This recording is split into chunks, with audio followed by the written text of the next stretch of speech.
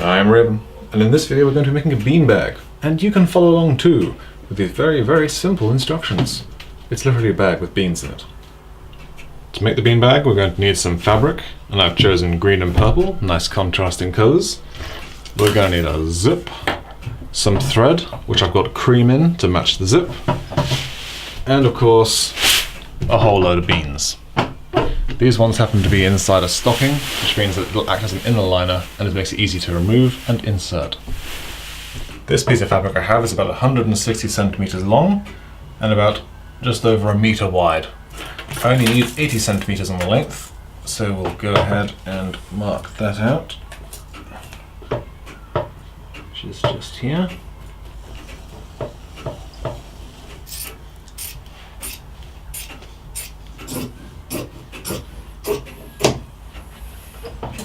This should give you a piece that's 130 by 80.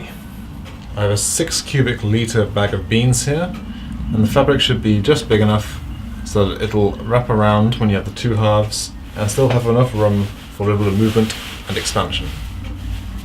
If you feel it's a little tight in either dimension, just increase it by 10 centimeters wherever you like. Now that we have our two pieces of fabric, on one side, one of the narrow edges, we need to measure in 17.5 centimeters. Alternatively, if you're making yours slightly longer, simply divide your longest edge by 7.5 and you'll find out how long your edge needs to be here. Find and mark your center point, and then you're going to create a curve that goes from point A to point B. Do this by hand, use a piece of string, whatever you so desire. I'm going to freehand this.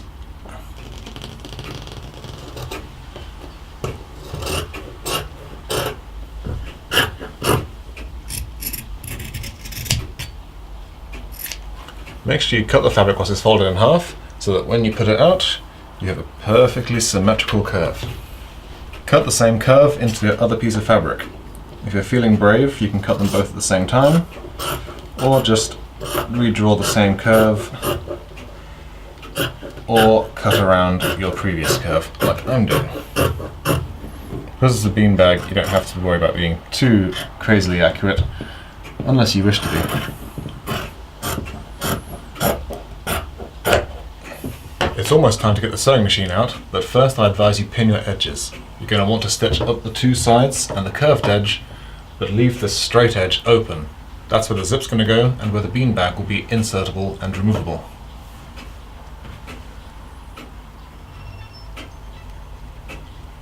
Because this is a beanbag, it's going to take a lot of punishment. So I suggest that you stitch it once using a zigzag stitch and then stitch it again with a straight stitch.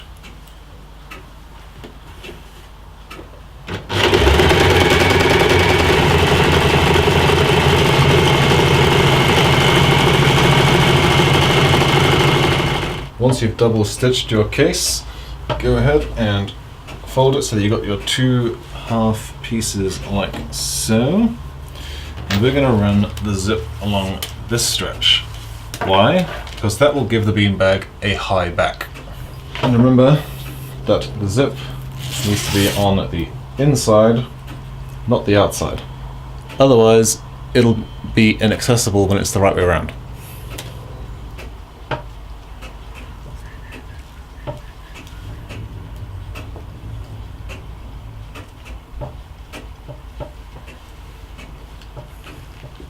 Same as before, stitch it up and then stitch it again.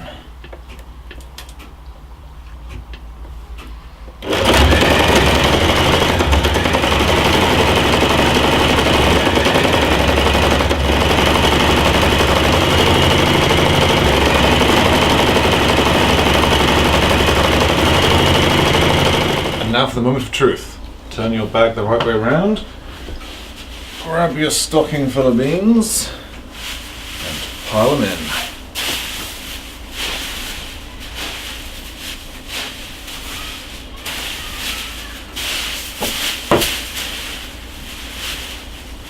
It'll be a bit hard to get going at first.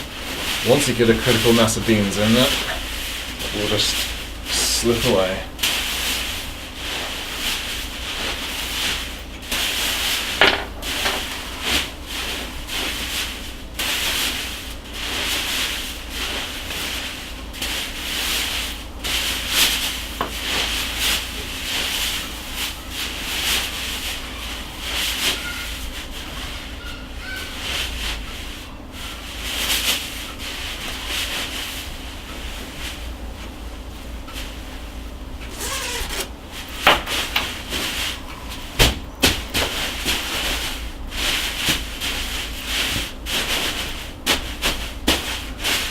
Fluff it out a bit.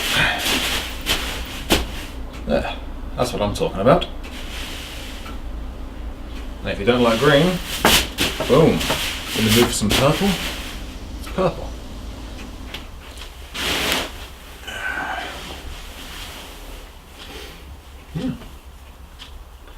The bag is maybe a little bit too big for the beans, but of course you could get some more beans and just stuff it up. I'd say maybe take 5 centimeters off the bag, and I think it'd be just the right amount of tension. But yeah, this is pretty good. I've got good leaning back support. The back is puffing up, so that it's giving me a bit of upper chest support. Sadly, I'm not going to be able to get to keep it. This bag isn't for me. But that's going to do it for this video. Until next time, I'm Raven, and that's how you make a beanbag.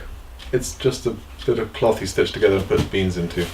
Beanbag beans are expensive, man.